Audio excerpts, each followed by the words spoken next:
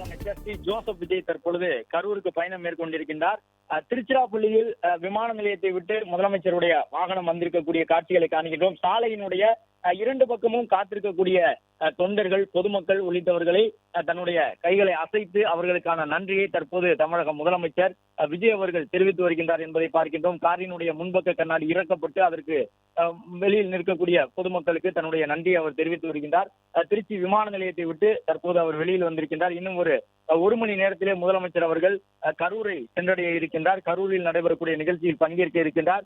திருச்சிக்கு அவர் அடிக்கடி வந்து செல்கின்றார். ஏனென்றால் திருச்சி விமான நிலையம் என்பது முக்கியமான ஒரு விமான நிலையமாக இருந்தது.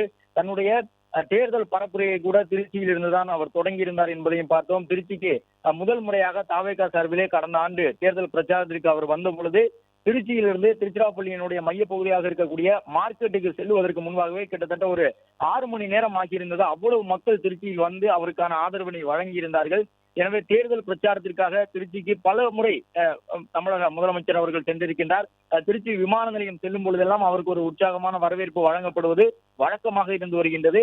அதே போன்றுதான் இன்றும் திருச்சியினுடைய மக்கள் தமிழக முதலமைச்சர் சி ஜோசப் விஜய் அவர்களை வரவேற்றிருக்கின்றார்கள். ஏனென்றால் விமான நிலையம் இருக்கக்கூடிய பகுதி அவர் சட்டமன்ற உறுப்பினர் பதவிக்காக போட்டியிட்டு வெற்றி பெற்ற திருச்சிராப்பள்ளி கிழக்கு தொகுதி.